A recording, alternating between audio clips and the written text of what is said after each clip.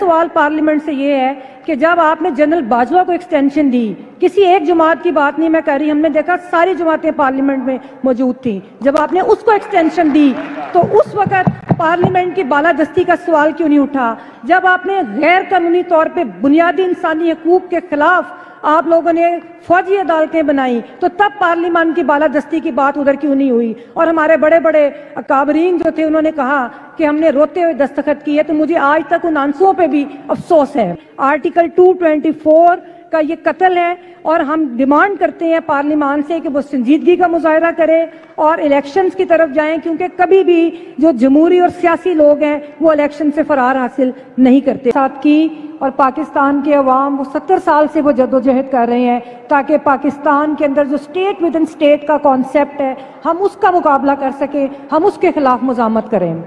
तो आज मुझे बड़े अफसोस के साथ कहना पड़ता है कि जब हम पाकिस्तान में कॉन्स्टिट्यूशन की गोल्डन जुबली मना रहे थे तो बजाय इसके कि हम खुशी के साथ आज हम इकट्ठे होते और हम ये बात करते कि हमें फ़ख्र है कि हम लोगों ने तरक्की का और तरक्की पसंदी का एक मंजिल तय किया, लेकिन अफसोस के साथ हमें कहना पड़ता है कि आज हम अपनी पार्लियामेंट से मायूस होकर ये बात कर रहे हैं कि जो पार्लियामेंट हमारी जो तवक्कुआत थी वो अपनी पार्लियामेंट के साथ थी, क्योंकि वो हमारे चोजन रिप्रेजेंटेटिव्स हैं, लेकिन अनफॉर्चुनेटली वही रिप्रेजेंटेटिव आज जमहूरियत के खिलाफ खड़े हैं। तो हमें बड़े अफसोस के साथ ये कहना पड़ता है कि हम लोग आगे नहीं बढ़ सके और हम उधर ही खड़े हैं जहाँ से हमने अपना सफ़र शुरू किया था, हम उसके खिलाफ मुजामत करें। तो आज मुझे बड़े अफसोस के साथ कहना पड़ता है कि जब हम पाकिस्तान में कॉन्स्टिट्यूशन की गोल्डन जुबली मना रहे थे तो बजाय इसके कि हम खुशी के साथ आज हम इकट्ठे होते और हम ये बात करते कि हमें फ़ख्र है कि हम लोगों ने तरक्की का और तरक्की पसंदी का एक मंजिल तय किया, लेकिन अफसोस के साथ हमें कहना पड़ता है कि आज हम अपनी पार्लियामेंट से मायूस होकर ये बात कर रहे हैं कि जो पार्लियामेंट हमारी जो तवक्कुआत थी वो अपनी पार्लियामेंट के साथ थी, क्योंकि वो हमारे चोजन रिप्रेजेंटेटिव्स हैं, लेकिन अनफॉर्चुनेटली वही रिप्रेजेंटेटिव आज जमहूरियत के खिलाफ खड़े हैं। तो हमें बड़े अफसोस के साथ ये कहना पड़ता है कि हम लोग आगे नहीं बढ़ सके और हम उधर ही खड़े हैं जहाँ से हमने अपना सफ़र शुरू किया था। सब ने भी बात की, अकाबरीन ने, आबिद ज़ुबैरी साहब ने जिस तरह बात की, ज़ुबैरी साहब हम लोग आपकी क़यादत में बिल्कुल लाहौर हाई कोर्ट बार किसी सियासी जमात की नुमाइंदगी नहीं करेगी, लेकिन हम लोग आइन और कानून की नुमाइंदगी करेंगे, हम जमहूरी जद्दोजहद की नुमाइंदगी करेंगे और हम हर उस जज के, मैं किसी एक जज की बात नहीं करती, हम उस जज के साथ खड़े होंगे जो आइन के साथ खड़ा होगा।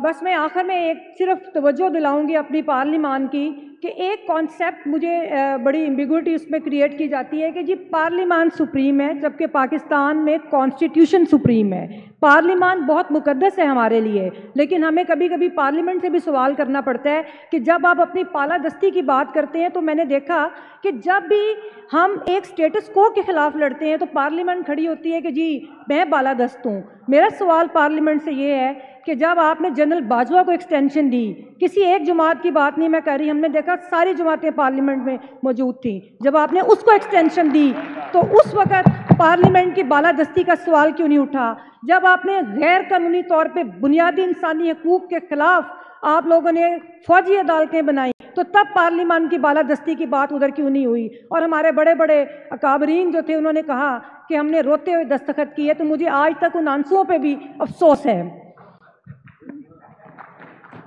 अब मैं ये समझती हूँ कि अब चूंकि टाइम बहुत कम है तो मैं आखिर में यही कहूँगी कि जैसे चर्चिल ने कहा था, हम उनको बड़ा कोट करते हैं कि उन्होंने कहा कि जी अगर अदालतें काम कर रही हैं तो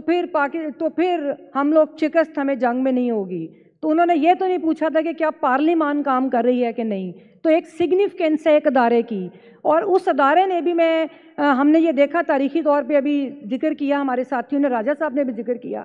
कि उन्होंने अपनी जिम्मेदारियां अदा नहीं की। हमें बहुत से गिले हैं, हमें बहुत से शिकवे हैं अपनी अदालतों से, लेकिन ये शिकवा बड़ा तकलीफ से हम करते हैं कि जो उनके अंदर डिवीज़न थी या जो भी उनकी डिवीज़न उनके अदारे के अंदर थी, अब पूरी कौम के आगे आके खड़ी हो गई है। और ये बहुत ज़्यादा संगीन हालात की तरफ निशानदेही करती है। और हम लोग उम्मीद रखते हैं कि यहाँ पर भी जो अकाबरीन मौजूद हैं, यहाँ पर जो सिविल सोसाइटी एक्टिविस्ट मौजूद हैं, हम लोग मिलजुल के उस बुरहान से निकालेंगे। अगर हम कॉन्स्टिट्यूशन की भी बात करें तो बतौर पॉलिटिकल एक्टिविस्ट मैं ये भी कहती हूँ कि शायद हमारा भी इख्तलाफ हो बहुत सारी प्रोविजन से। हो सकता है हम सेकुलर पाकिस्तान की जब बात करते हैं तो हम ये बात करते हैं कि सारी जो पाकिस्तान के अंदर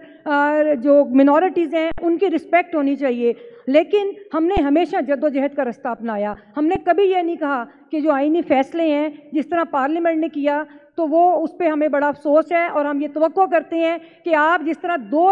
बड़े सूबों को आप अनरिप्रेजेंटेड रखना चाहते हैं, आर्टिकल 224 का ये कत्ल है, और हम डिमांड करते हैं पार्लियामान से कि वो संजीदगी का मुजाहरा करें और इलेक्शंस की तरफ जाएं, क्योंकि कभी भी जो जमहूरी और सियासी लोग हैं वो इलेक्शन से फरार हासिल नहीं करते। बहुत शुक्रिया। बहुत बहुत शुक्रिया, बहुत मेहरबानी। अब मैं